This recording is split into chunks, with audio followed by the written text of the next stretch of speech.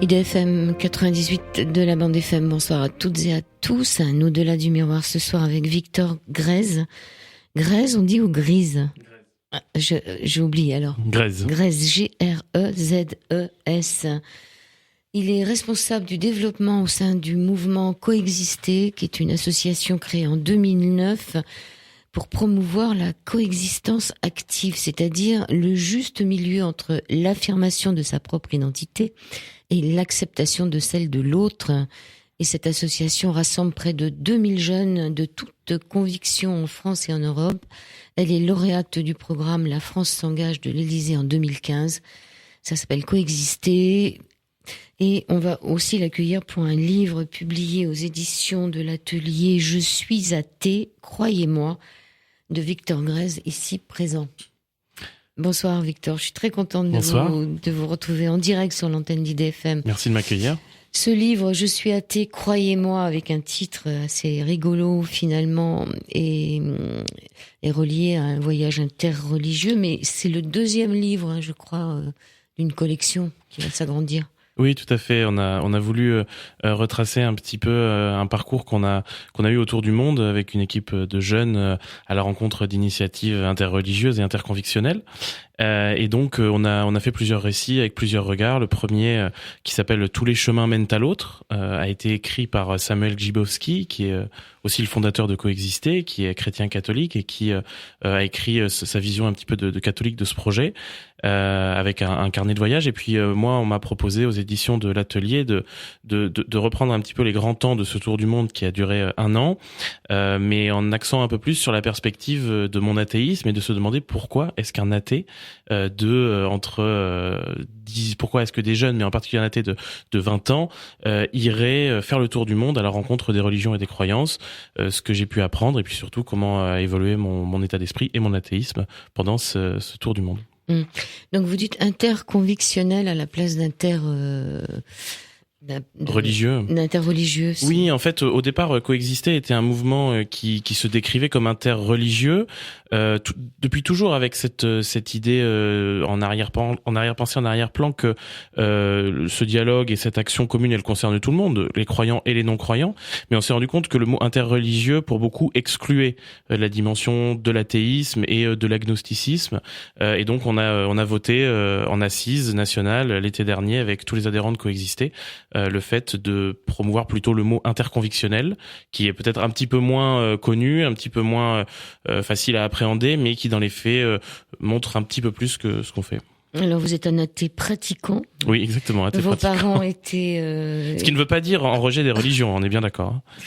Donc vous êtes un athée pratiquant. Vos parents étaient athées aussi, ils étaient professeurs, vous avez fait sciences politiques et histoire à la Sorbonne, mais là vous vous êtes rendu compte que vous étiez assez ignare en ce qui concerne les religions. Exact. Et vous avez eu un engagement, je pense, syndicaliste à un moment qui vous a amené vers Coexister. Oui, c'est-à-dire qu'au départ, donc moi je suis pas parisien ou de région parisienne, je suis auvergnat, j'ai grandi pas très loin de Clermont-Ferrand, à Vichy, et effectivement, quand j'ai eu 16 ans, j'ai eu envie de bouger un petit peu, d'aller voir ailleurs et de m'engager. Pour essayer de changer un petit peu la société, humblement évidemment, et là j'ai fait mes classes, si on veut, dans le syndicalisme lycéen, en particulier à une période qui était complexe avec les différentes réformes du lycée, et cet engagement-là m'a amené à réfléchir sur beaucoup de sujets, mais m'a aussi amené à me rendre compte que j'avais, et au sein de ce syndicat, mais aussi moi-même, une vision un petit peu dogmatique de la question religieuse, c'est-à-dire que la religion c'était l'opium du peuple, c'était quelque chose à combattre.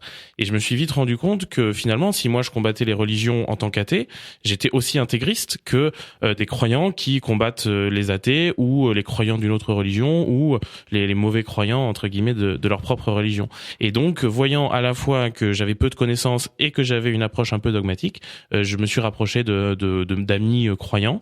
Et puis j'ai découvert Coexister, où j'ai pu là m'engager, avoir un engagement au service de la cohésion sociale à travers ces relations et l'apprentissage de l'autre, quelle que soit sa religion ou sa croyance. Alors c'est quoi Coexister ? En quelques mots, Coexister, c'est un mouvement de jeunesse qui existe depuis plus de 7 ans, qui rassemble des jeunes entre 15 et 35 ans, qui sont soit croyants, soit non croyants, que ce soit aussi des croyants de religion monothéiste, de religion polythéiste, peu importe. D'ailleurs, on ne demande pas la religion des gens à l'entrée de chez Coexister, évidemment. Avec une idée qui est d'agir pour mieux vivre ensemble et de créer un modèle de société dans lequel on peut assumer sa religion sans avoir envie de changer celle des autres. Et donc Coexister développe cette fameuse coexistence active que vous évoquiez en introduction, qui se développe en 3 temps. Tous les adhérents de Coexister qui sont répartis dans des groupes, on appelle ces groupes des groupes de coopération dans une 30aine de villes en France maintenant.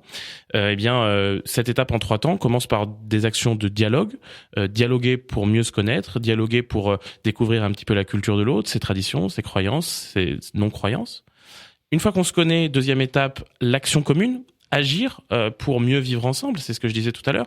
C'est-à-dire que quitte à faire des choses ensemble, autant les faire au service de l'intérêt général. Donc première étape, dialoguer pour apprendre à mieux se connaître. Deuxième étape, agir ensemble. Et troisième étape, une fois qu'on a vécu cette expérience-là, qu'on s'est rendu compte que nos différences n'étaient pas un frein, mais peut-être même plutôt un accélérateur pour mieux faire ensemble, le partager. Et donc là, on intervient sous forme d'atelier en milieu scolaire. À titre indicatif, par exemple, le mois dernier, en mars, on a vu près de 4600 jeunes, rien que sur le mois de mars, lors de ces ateliers en milieu scolaire. Mmh. 70% des élèves de 3e et de seconde dans les établissements publics ou privés sous contrat estiment que l'enseignement du fait religieux favorise le vivre ensemble. Donc ça, c'est un fait, ça demande. En ce qui concerne Coexister, vous avez les jeudis de Coexister à Paris, c'est ça? Oui, effectivement. Les jeudis de Coexister à Paris? Oui, effectivement, chez Coexister, à travers les actions de dialogue et d'apprentissage de l'autre, on organise tout un ensemble de choses. Ça va des conférences à des visites de lieux de culte et des actions de rencontres. Et donc, Coexister Paris, le groupe de Coexister Paris organise, par exemple, effectivement, tous les jeudis de Coexister, où c'est une porte ouverte et tous ceux qui le souhaitent peuvent venir et rencontrer d'autres personnes. Le fait que ce soit toutes les semaines, ça permet d'avoir une récurrence et de permettre à ceux qui veulent, sans s'annoncer spécifiquement à l'avance, de venir et de se rencontrer. On a toujours beaucoup de monde à ces rencontres et ce qui est intéressant aussi, c'est que dans tous nos groupes, il y a eu des déclinaisons de ce genre d'initiative avec les coexistis dans le Nord, les coexistiches à Strasbourg, etc. Et en Belgique, non, vous avez ça, alors, c'est secret aussi? Oui, effectivement, on a depuis cette année, Coexister est devenu un mouvement européen. On fait des émules chez nos voisins et on a officiellement maintenant une branche en Suisse, une branche en Belgique et depuis quelques semaines une branche en Angleterre. Et on est assez fiers de voir ce mouvement grandir et puis surtout de voir que les jeunes dans le monde entier, ou en tout cas en Europe pour l'instant, s'approprient le message, s'approprient la méthode et créent leurs propres initiatives.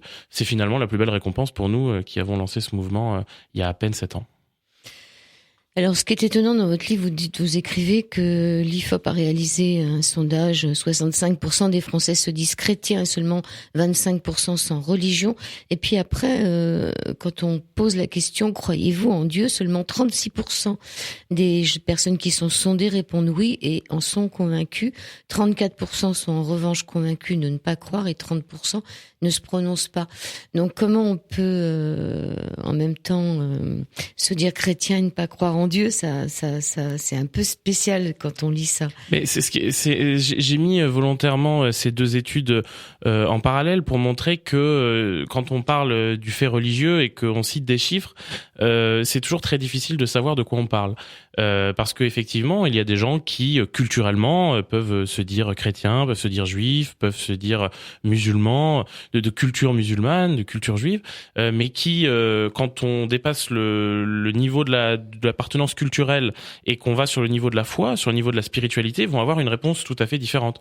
J'ai des amis dans toutes les religions, j'ai des amis juifs par exemple qui se sentent juifs de communauté, d'histoire, de famille, de culture, mais qui en termes de spiritualité seraient plutôt des agnostiques, qui doutent de Dieu, ou même des athées qui n'y croient pas. Et c'est pareil chez les musulmans, c'est aussi dans une certaine mesure pareil chez les chrétiens. Mais ce qui est intéressant pour moi, c'est de voir que si on se base sur la question de la foi, en France, on aurait, d'après ces chiffres, qu'il faut, comme je disais, quand même prendre avec des pincettes, mais d'après ces chiffres, on a une vision de à peu près un tiers de la population qui se déclare croire en Dieu et convaincu, un autre tiers qui dit je ne crois pas et j'en suis convaincu, et un autre tiers qui ne se prononce pas ou ne sait pas trop. Donc nous, finalement, ces chiffres-là, ça nous renforce dans l'idée que notre action, elle est nécessaire et elle est salutaire, parce que on permet à des gens qui ont des visions spirituelles très différentes de se rencontrer et d'avancer ensemble, non pas malgré leurs différences, mais peut-être même plutôt grâce à leurs différences. Mais là, c'est un combat qui reste encore à mener pendant quelques Alors, temps. La première condition de l'engagement à coexister, c'est d'avoir la foi, celle de Dieu ou celle de l'homme, ou même les deux. Hein. C'est cette foi qui est la première condition d'engagement, cette foi en Dieu ou en l'homme ou en les deux.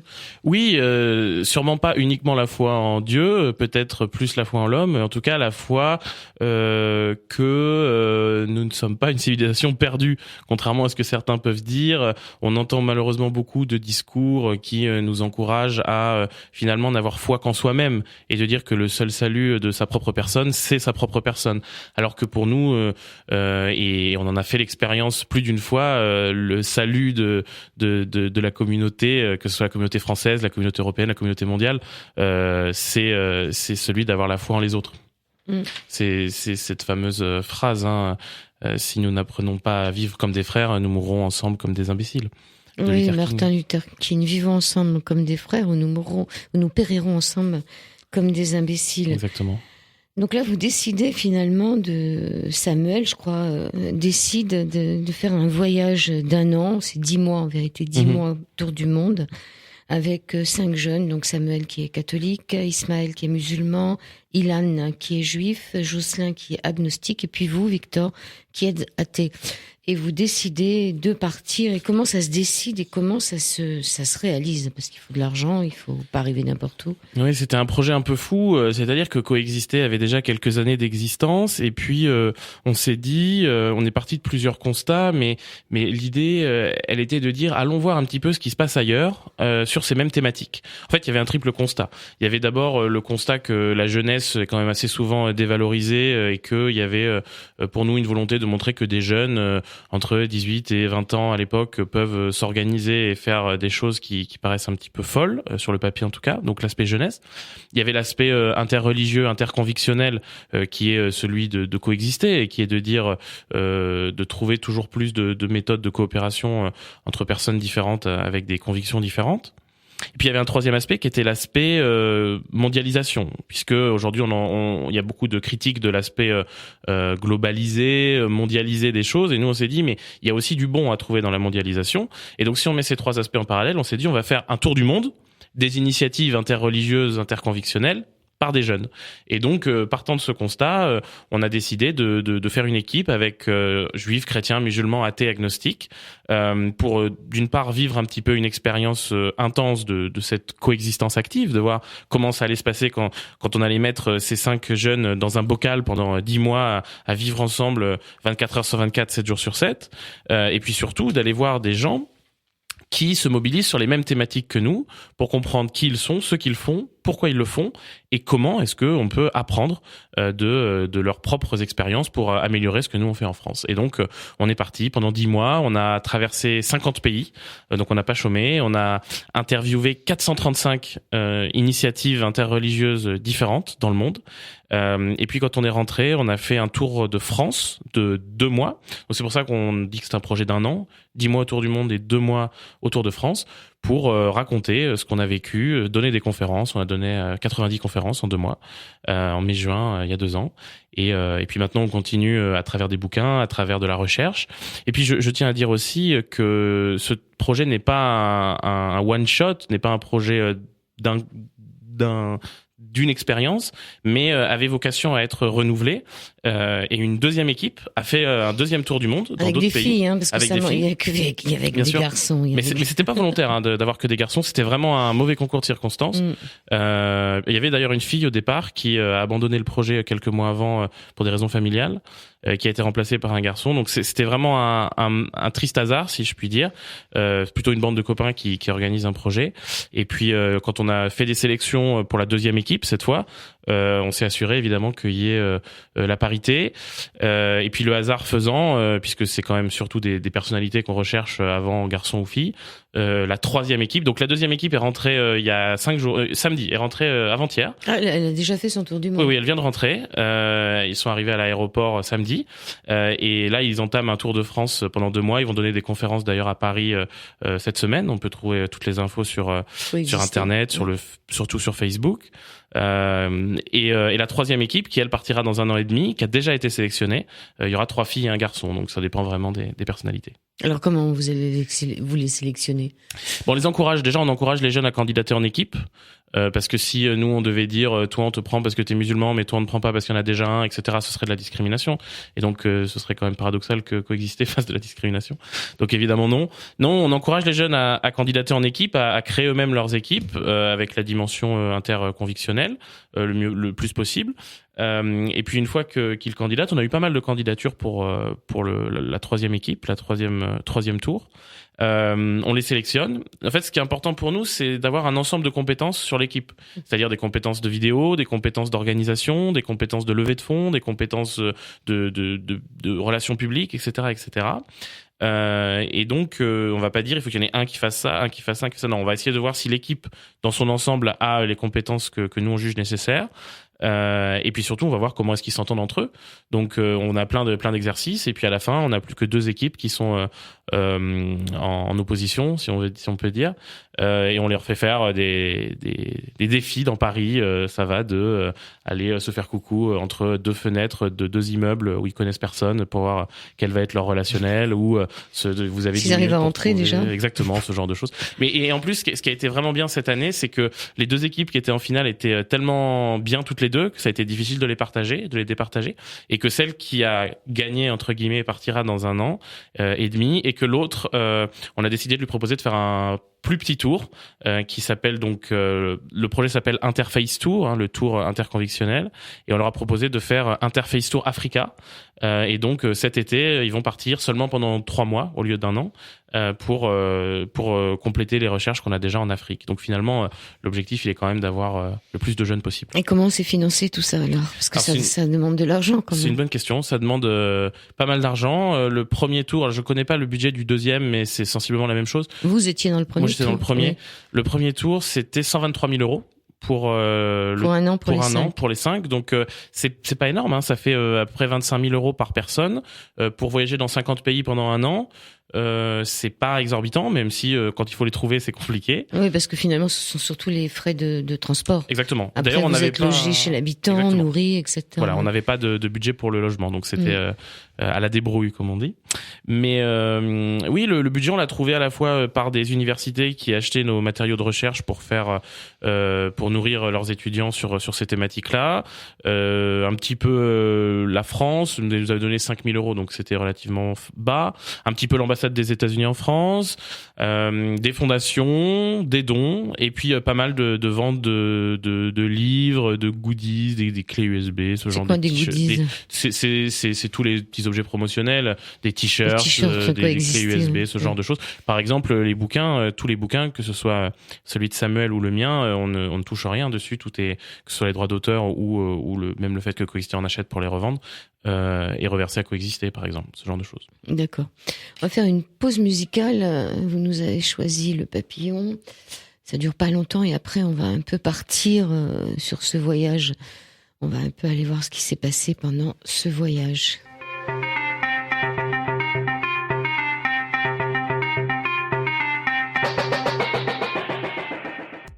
Alors Victor Gris, dans cette Au-delà du miroir, pourquoi avez-vous choisi cette musique qui s'appelle Papillon ? Oui, j'aime beaucoup cette musique. Certains l'auront peut-être reconnue. C'est le jingle de l'émission L'Effet Papillon sur Canal+, qui est présentée par Daphné Roulier. J'aime beaucoup cette émission parce que c'est une des rares émissions qui restent et qui font vraiment des sujets de fond qui sortent un petit peu de l'ordinaire. TV, d'investigation géopolitique, et puis surtout parce qu'il y a cette dimension de montrer comment c'est justement l'effet papillon. Comment est-ce qu'un battement d'aile à Rio peut déclencher une tornade, je sais pas, à Paris ou ailleurs. Et sur l'aspect géopolitique, c'est un petit peu finalement ce que nous on essaye de faire à notre niveau. C'est comment est-ce qu'une petite action à l'échelle d'un jeune ici peut déclencher des mouvements ailleurs. Donc j'aime beaucoup cette émission et puis en plus j'aime beaucoup cette musique. Donc voilà. Super. Alors, vous dites dans votre livre qu'il semblerait que le pourcentage de non-croyants dans le monde, le plus fort pourcentage de non-croyants dans le monde, c'est l'Europe de l'Ouest, l'Océanie et le Canada. En ce qui concerne le reste du monde, il y aurait plus de croyants que de non-croyants et ça irait en augmentant. C'est pourtant pas ce qu'on pourrait croire. Ça dépend, oui, effectivement, ça dépend du prisme qu'on adopte. Si on regarde la France, ou si on regarde le monde, ou si on regarde l'Amérique du Sud, ou si on regarde l'Indonésie, on aura des visions différentes. Oui, c'est un fait. Il semble qu'on n'ait pas trop le choix d'admettre que certains disaient le 21e siècle sera religieux ou ne sera pas. Spirituel, ils disaient, c'est pas pareil. Sera spirituel, mais on peut même dire religieux parce que c'est pas la même chose. Oui, mais dans les faits, les deux seraient vrais. L'aspect religieux est en augmentation, alors peut-être pas en France, où il y a un phénomène de sécularisation très fort, et il y a d'autres pays où il y a ce phénomène de sécularisation, mais à l'échelle mondiale, on observe un regain de l'appétence pour les questions religieuses et pour la spiritualité. Je pense que, enfin, à titre personnel, ni je ne m'en réjouis, ni ça m'attriste.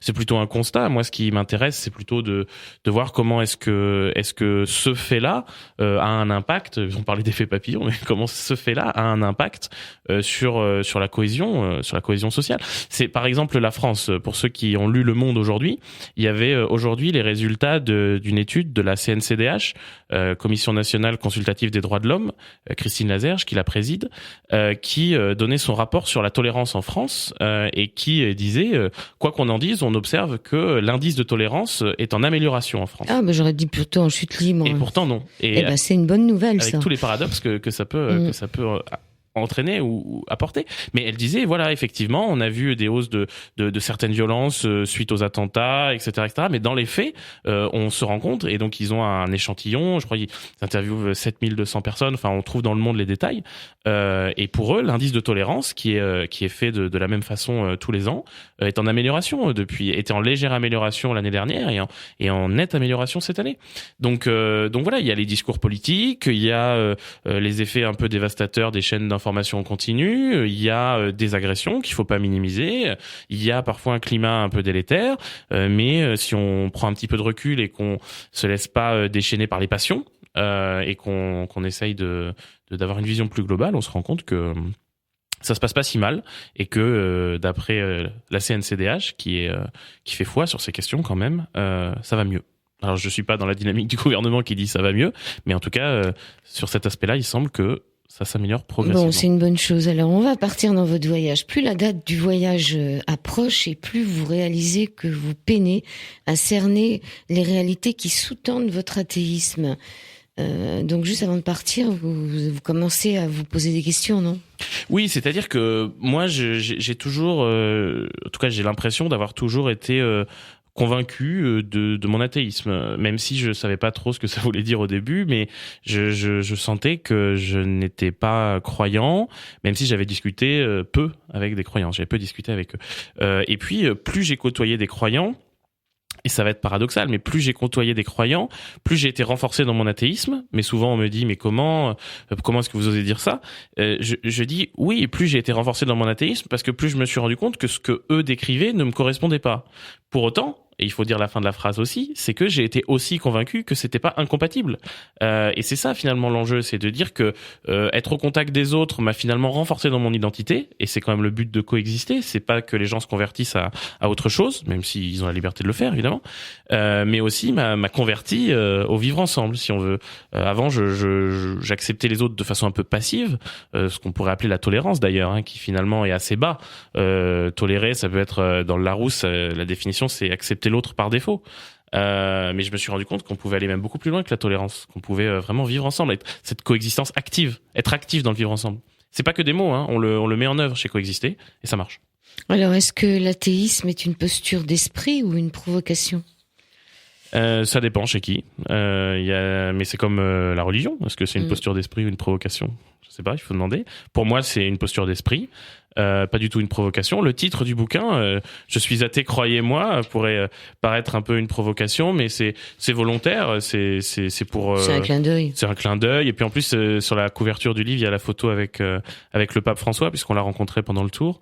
Donc je trouvais ça aussi marrant de d'écrire en gros je suis athée avec une photo du pape qui me tient le bras et qui me parle. Je trouvais que c'était là aussi un beau clin d'œil. On reviendra peut-être sur le pape. On va pas dire tout ce qui est dans le livre, hein, quand même. Alors, peut-on vous poser la question, hein, c'est des questions que vous vous posez dans votre livre, peut-on être bienveillant avec l'autre alors même qu'on pense qu'il a tort? On pense qu'il a tort, oui. Ça, c'est un chapitre que j'ai mis un petit peu de temps à écrire parce que c'est une des plus grosses discussions un petit peu philosophiques qu'on a pu avoir entre les membres du Tour. On était je crois en Italie d'ailleurs, à Assise, là où en 86 Jean-Paul II avait organisé les premières et plus grosses rencontres interreligieuses mondiales, et on avait décidé d'y passer pour le symbole. Et là on s'est assis sur un muret et on a commencé à discuter, et puis j'ai eu une discussion assez animée, bienveillante là pour le coup, mais animée avec les autres, où vraiment je me demandais est-ce qu'on peut être bienveillant alors qu'on pense que l'autre a tort, et à ce moment-là, j'avais quand même du mal à m'en convaincre. Et finalement, on a rapidement dérivé sur une discussion sur qu'est-ce qu'avoir raison, qu'est-ce qu'avoir tort, chacun sa vérité, etc. Ce qui était bien. Mais dans les faits, c'est difficile d'arriver à avoir la posture d'esprit de dire l'autre n'a pas tort, mais il a une autre réalité. Il pense pas comme moi. Il pense pas comme moi. C'est ce que quelqu'un m'a dit un jour. Il m'a une dame croyante catholique, une vieille dame, une très vieille dame, à la fin d'une conférence que j'ai donnée, est venue me voir et m'a dit le plus dur, c'est d'accepter que quelque chose qui soit bien pour moi ne le soit pas forcément pour quelqu'un d'autre. Et le jour où j'ai réussi à faire ça, ce qu'elle m'a dit, j'ai pu vivre en paix avec les autres. Et j'ai toujours cette phrase en tête, et c'est des réflexions qu'on a toujours. Mais bon, aujourd'hui, je pense qu'on peut être bienveillant avec tout le monde, même si on pense qu'il a potentiellement tort. Vous dites ne pas céder à la facilité de définir les convictions de l'autre à sa place. Et oui. Vous vous posez la question, jusqu'à quel point peut-on accepter d'être l'autre, hein, puisque dans la mesure où on commence à écouter qui il est, on est un peu lui-même. Donc, jusqu'à quel point peut-on accepter d'être l'autre? Moi, c'est une vraie question. Je suis pas sûr qu'il faille même être l'autre à aucun moment. En fait, je pense qu'il faut que l'autre soit lui-même et que moi je sois moi-même. Dans la rencontre, c'est exactement ce que vous disiez en introduction. Il y a deux choses fondamentales. Il y a l'identité, donc qui je suis, et l'altérité, qui est l'autre. Et au moment où on se rencontre, il y a une émulation entre cette identité et cette altérité qui peut aller jusqu'au choc des civilisations si on considère que les identités sont irréconciliables, mais qui peut aussi être un vrai enrichissement. Et moi, je suis pas sûr qu'il faille être l'autre, en fait. Il faut accepter l'autre, il faut comprendre l'autre, il faut connaître l'autre, mais je suis pas sûr qu'il faille être l'autre. Alors, il y a un passage qui m'a beaucoup fait rire dans votre livre. Il y a un moment, il y a un petit peu d'humour. Il y en a beaucoup. J'espère que vous nous raconterez l'histoire de Roger. Ah oui. Et sa Fiat Punto. Mais là, ceux avec qui vous partez, il y en a au moins 3 qui sont croyants. Oui. Ils vous disent, on a prié pour toi. Oui. Et vous dites, puis-je accepter que d'autres prient pour moi alors que je nie l'existence de Dieu? Pourquoi prient-ils? Pour que je les rejoigne dans leur croyance ou pour autre chose? Et ça m'a bien fait rire, parce que quelquefois, quand il y a des gens qui disent je prie pour vous, tous ceux qui nous écoutent en ce moment entendent ce que je suis en train de dire, c'est-à-dire de quel droit on peut prier pour quelqu'un d'autre aussi. Exactement. En fait, à ce moment-là, je me suis dit, est-ce que je fais une petite digression, mais c'est comme ceux qui nous disent parfois, tu es un croyant qui s'ignore, en fait, tu crois en Dieu sans le savoir. Alors ça, il y a rien qui m'énerve plus que ça, que ceux qui justement essayent de me définir à ma place et croient mieux que moi savoir ce que je suis ou ce en quoi je crois. Et finalement, il y avait un petit peu cette question sous-jacente là, à ce moment-là, c'était de se dire, est-ce qu'ils prient pour moi pour que je devienne comme eux? Pourquoi est-ce qu'ils prient pour moi? Et donc, ça m'avait un petit peu interloqué, d'autant plus que c'était en particulier Samuel et Ismaël, on était en Turquie, à la Mosquée Bleue, ils y sont allés tous les deux, ils sont ressortis et en rigolant, ils m'ont dit, on a prié pour toi, surtout qu'on se taquine beaucoup entre nous et donc on l'a évidemment pris sur le ton de l'humour, mais après coup, je me suis dit, mais pourquoi? Et je leur ai pas demandé pourquoi. Et donc ça a été l'occasion ensuite de se poser tous ensemble et d'en discuter. Et là ils m'ont dit si on a prié pour toi, c'est pour que tu sois heureux. Si on a prié pour toi, c'est pour que tu t'aies une bonne santé, pour que le tour du monde se passe bien, surtout pour pas que tu changes. On a prié pour toi pour ce que tu es. Et c'est là que ça fait aussi tomber des ponts parce que en fait on a une vision. On applique à des choses qu'on voit des schémas de pensée préconstruits. C'est-à-dire pour moi, quelqu'un qui prie pour quelqu'un d'autre, à la base, c'était quelqu'un qui va essayer de le convertir à sa cause. Pas forcément. C'est à la base, quand j'étais plus petit, je pensais ça. Et puis évidemment, je me suis rendu compte que non, et qu'on pouvait prier pour quelqu'un juste parce que la raison pour laquelle on le fait, c'est parce que on pense à lui, parce qu'on l'estime. Quand je sais pas, des fois des gens, je dis je dois partir ici ou là, ou alors j'ai eu cette histoire machin, ils m'ont dit je vais prier pour toi. Et maintenant je sais pourquoi. C'est juste parce que ils tiennent à moi et ils prient pour moi pour que ça se passe bien. Et donc une fois qu'on comprend ça, c'est d'autant plus ça fait chaud au cœur. C'est comme c'est comme je sais plus où ça se passait. Je l'ai noté mais je sais plus dans quel pays. Où tous ces gens, il y avait, je sais pas, 2000 personnes qui faisaient un Je vous salue Marie. Oui, c'était sur l'île de la Réunion. Voilà. Et là, ça vous a... Oui, alors là, c'était dur. Hein. C'était dur. Parce qu'en fait, ce que je veux pas trahir tout ce qu'il y a dans le livre non plus, mais il y a des choses que j'ai réussi à me réconcilier avec beaucoup de choses, avec la spiritualité des autres, avec la croyance des autres, avec la diversité des visions du monde. Par contre, il y a quelque chose avec lequel j'ai encore, toujours aujourd'hui, beaucoup de difficultés, c'est la pratique religieuse. J'ai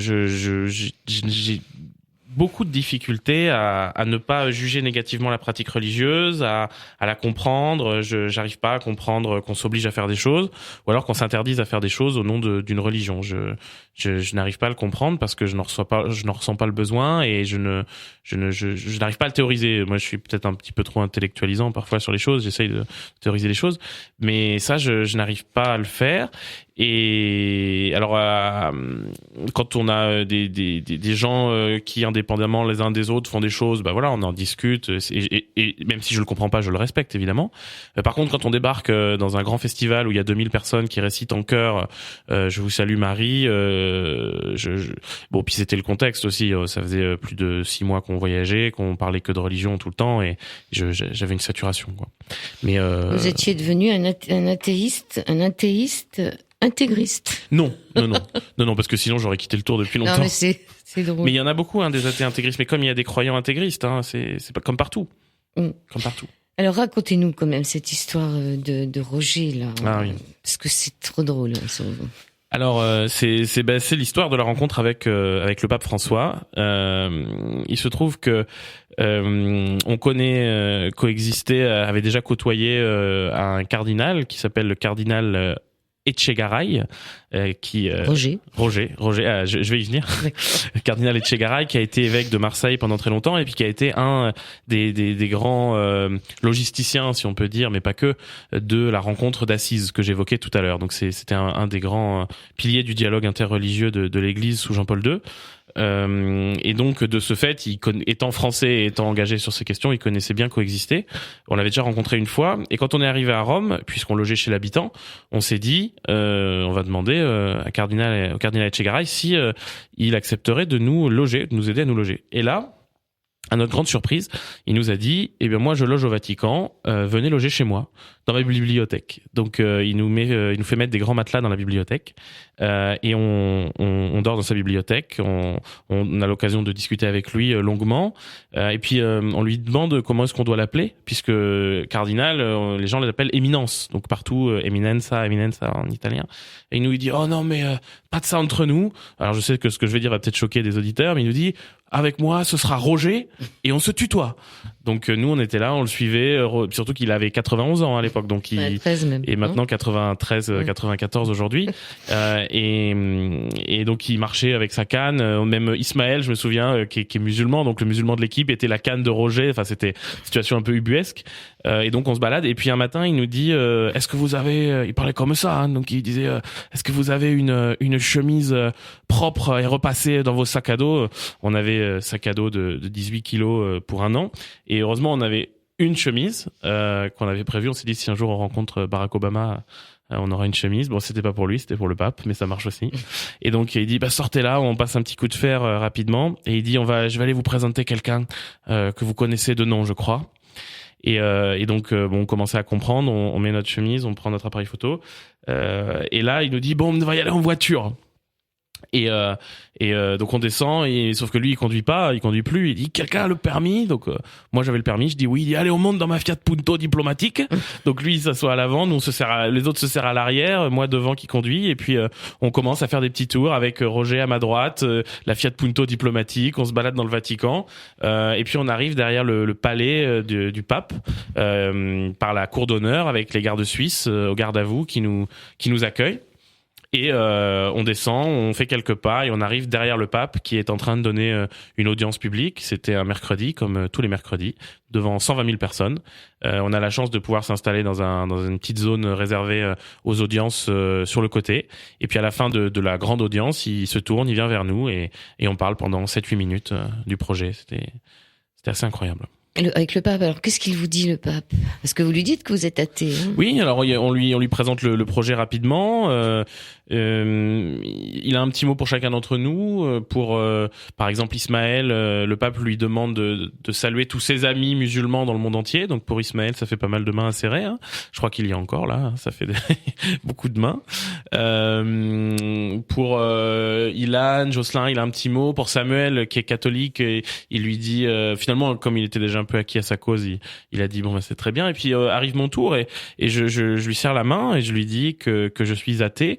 Et là il me regarde avec beaucoup de simplicité, beaucoup d'humilité, et il me regarde dans les yeux et il me dit tu es athée, c'est parfait, tu es mon nouvel ami athée. Il m'attrape le bras, c'est la photo qui est en couverture, et il me dit reste comme tu es, surtout ne change pas. Et là, je dois avouer que ça m'a un petit peu... Ça vous a ouvert les portes du paradis. Déjà, je me suis dit, si Dieu existe, puisqu'il est bon, il me pardonnera de toute façon, donc ça c'est bon. Parce que vous êtes copain du pape. Mais oui, c'est ça. Je me suis dit, je peux mourir tranquille. Non, mais ça a été assez incroyable. Le pape François, qui est un leader spirituel de premier niveau, qui est un chef d'État, qui est la personne la plus médiatisée du monde, et de le rencontrer comme ça, c'était pour un athée, même pour un athée. Très émouvant. Et vous dit aussi continuer le dialogue interreligieux, mais aussi les rencontres intergénérationnelles, car c'est l'alliance entre la force et la jeunesse et l'expérience de l'âge qui vous permettra d'atteindre ensemble la vraie sagesse. Ce qu'on va voir en fin d'émission, c'est que c'est pas toujours facile d'être athée dans le monde, c'est pas toujours bien perçu. On va écouter Bruno Mars, Uptown Funk. Girl said you hallelujah. Girl said you hallelujah. Girl said you hallelujah. 'Cause Uptown Funk don't give it to you. 'Cause Uptown Funk don't give it to you. 'Cause Uptown Funk don't give it to you. Saturday night and we in the spot. Don't believe me, just watch. Voilà, on va pas la laisser jusqu'à la fin parce qu'elle est très très longue. Vous la retrouvez sur YouTube, Coexister, Funk. Oui, c'est une chanson de Bruno Mars qui s'appelle Uptown Funk, et sur laquelle on a fait une petite chorégraphie. Ouais, super, on vous voit danser. Oui, malheureusement, oui. Non, pourquoi malheureusement? Moi, quand j'ai regardé cette vidéo, je l'ai regardée plusieurs fois, je me suis dit si on pouvait comme ça taper du pied sur la terre pour bien montrer qu'on est joyeux avec les bras en l'air, comme ça se passe, ça irait peut-être mieux que de se poser plein de questions. Non, il faut danser, il faut jouer. Alors, ça se passe pas si bien que ça finalement.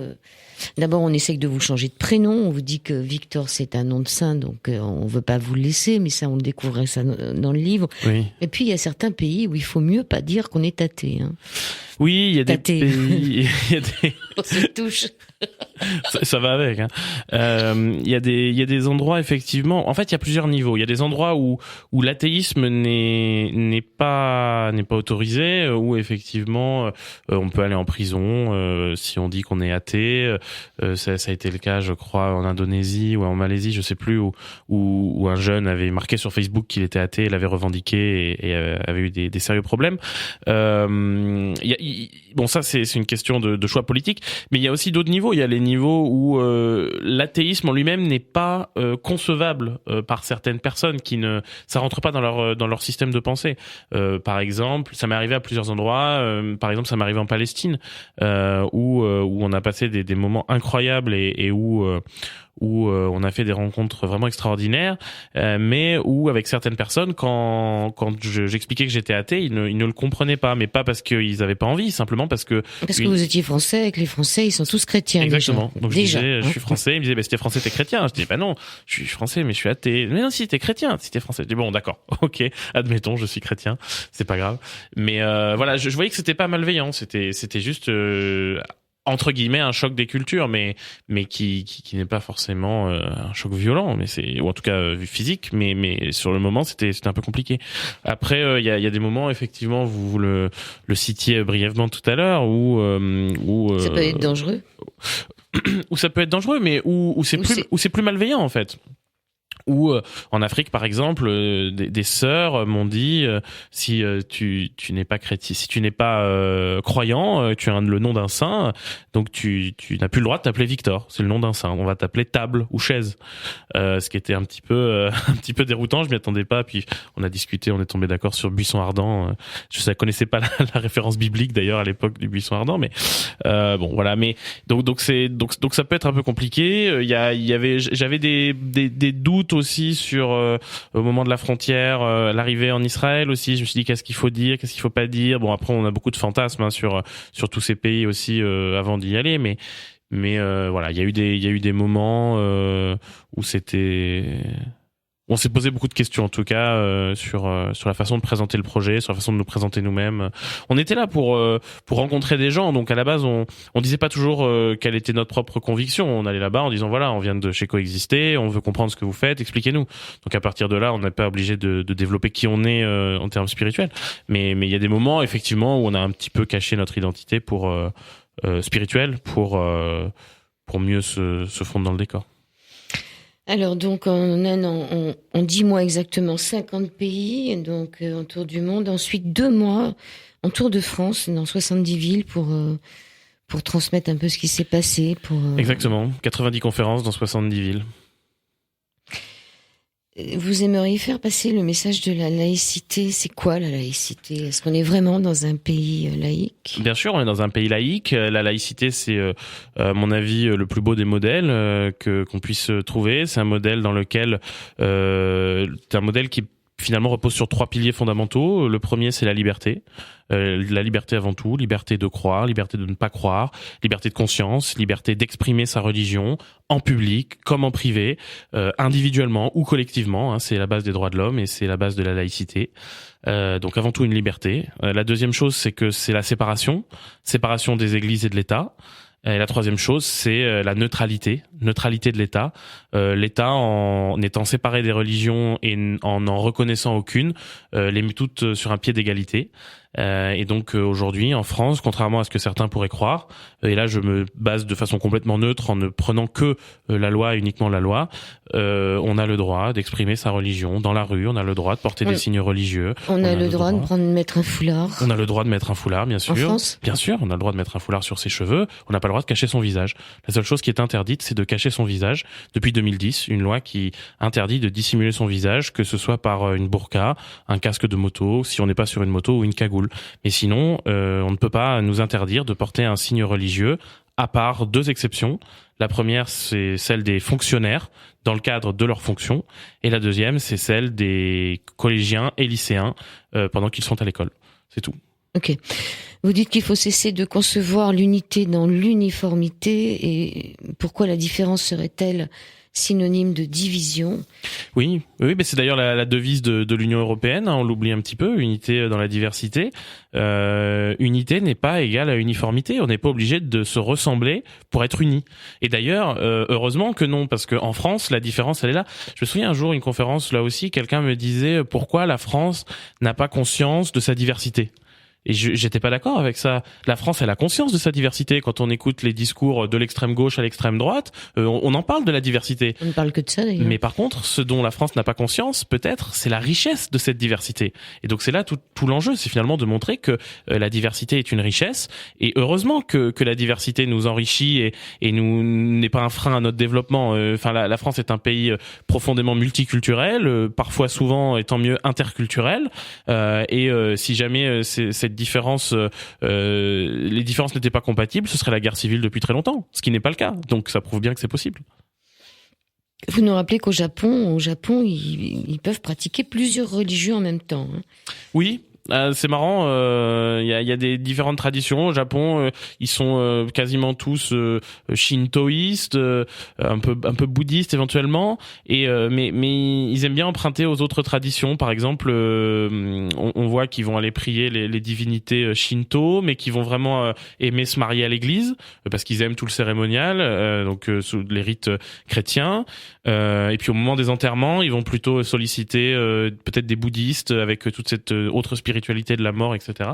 Donc oui, ça a été assez intéressant au Japon de côtoyer à la fois des religions polythéistes, mais aussi une certaine forme de syncrétisme, c'est-à-dire qu'on emprunte un petit peu aux différentes religions ce qui nous y plaît.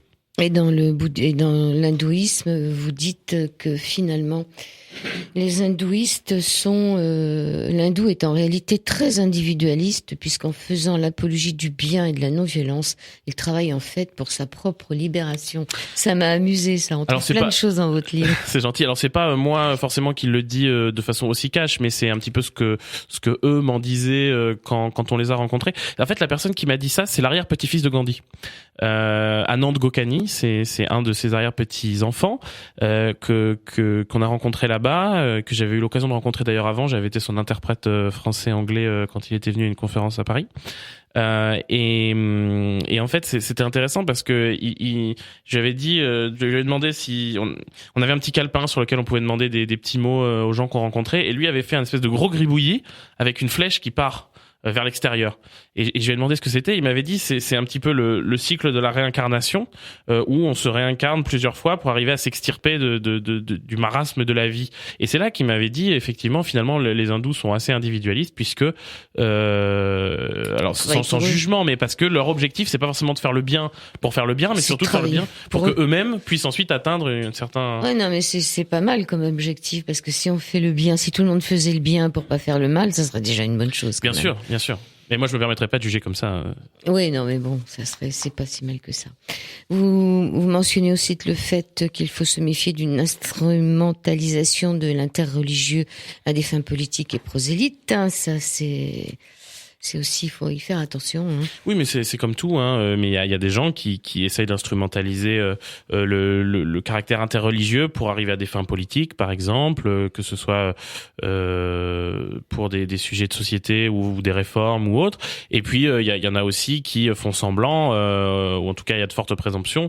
Je pense par exemple à des rencontres qu'on a pu faire au Liban, où on a été reçu par des leaders ou ex-leaders ou enfants d'ex-leaders du Hezbollah. On s'est retrouvé dans un bunker, hyper sécurisé, etc. Une histoire un peu rocambolesque que je raconte dans le bouquin, et où effectivement là on nous a dit oui, on a deux yeux, un pour voir nos différences, mais aussi un pour voir ce qui nous rassemble, etc., etc. J'avais du mal à y croire. De l'embrigadement. Oui, de l'embrigadement, en tout cas de la communication. Et on n'est pas dupe, mais c'est quand même intéressant de voir que c'est intéressant sur l'aspect scientifique entre guillemets d'essayer de décrypter quel message essaye de faire passer quel type d'acteur, mais on n'est pas dupe. Il y a aussi de ça. Enfin, on n'est pas dans un monde des bisounours, et on le sait. Alors parlez-nous de la salade de fruits, il nous reste quelques minutes. Oui, la salade de fruits. Ça c'est une image qu'on essaye d'avoir quand on intervient dans les milieux scolaires, mais auprès de plus jeunes, où on dit les religions c'est un peu comme une salade de fruits. Finalement, l'objectif il est pas d'avoir une pomme, une poire, une banane sur la table l'un à côté de l'autre.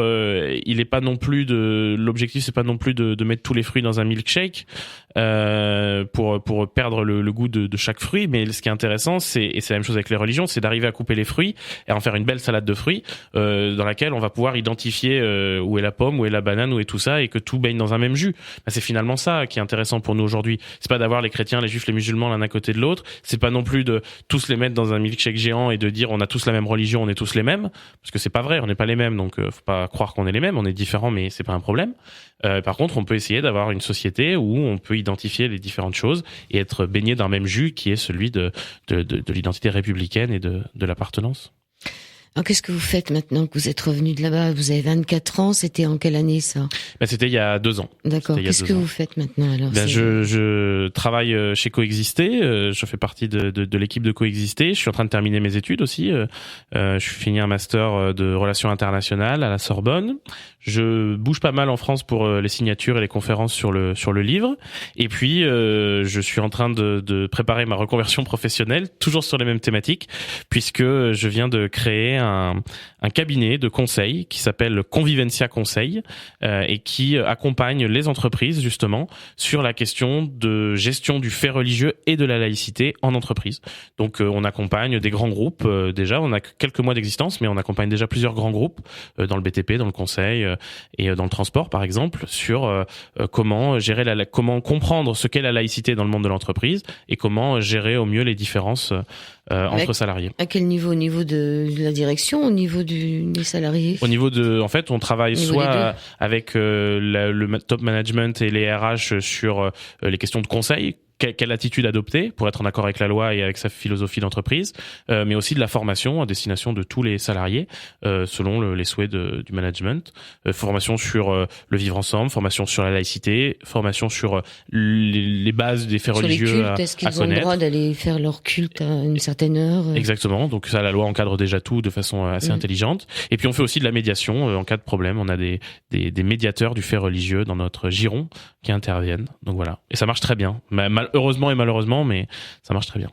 Alors vous disiez que finalement vous étiez partis 5 amis et vous êtes revenus 5 frères. Oui, c'est vrai, et c'est pas de la communication pour le coup. Avec Jocelyn, Ilan, Ismaël, Samuel, on est partis comme des amis, on est revenus comme des frères. Parce que on a pu vraiment expérimenter. Moi, pour la première fois de ma vie, j'ai pu expérimenter ce que c'était que cette fameuse fraternité. J'avais déjà pu expérimenter la liberté, tenter d'expérimenter l'égalité, et là, pour la première fois, j'ai pu vraiment expérimenter la fraternité dans des conditions difficiles. Quand on était autour du monde, ça n'a pas toujours été facile, de façon logistique, de façon humaine. On a eu des grosses engueulades parfois, mais jamais pour des questions religieuses, toujours pour des questions logistiques relatives à 5 garçons. Des bêtises. Oui, c'est ça, qui a volé mon shampoing, etc. Voilà, qui a piqué mon shampoing. Exactement. Mais oui, on est partis comme des amis, on est revenus comme des frères, et c'est si on peut arriver à faire passer ce message-là. Moi, ce qui est important pour moi, c'est pas de dire on doit vivre ensemble. Ça, c'est à chacun de décider si on doit vivre ensemble. Moi, je suis personne pour dire aux autres vous devez vivre ensemble. Par contre, ce que moi je dis, c'est qu'on arrête de dire à tout le monde on ne peut pas vivre ensemble, parce que ça, c'est pas vrai. On peut vivre ensemble, on l'a prouvé. Savoir si on doit, c'est à chacun de le décider. Victor Grez, Grezes, je suis athée, croyez-moi. C'est publié aux éditions de l'Atelier. Il y a aussi Coexister, comme ça se prononce, .fr, avec de belles vidéos à regarder où vous en saurez un peu plus. Et vous, on vous retrouve quelque part? Non, vous n'avez pas de site particulier à vous? Non, sur Facebook, il y a une page Facebook du livre Je suis athée, croyez-moi, et puis toutes les infos sur Facebook et le site de Coexister. Merci beaucoup, Victor Grez. Merci de m'avoir invité. Merci beaucoup.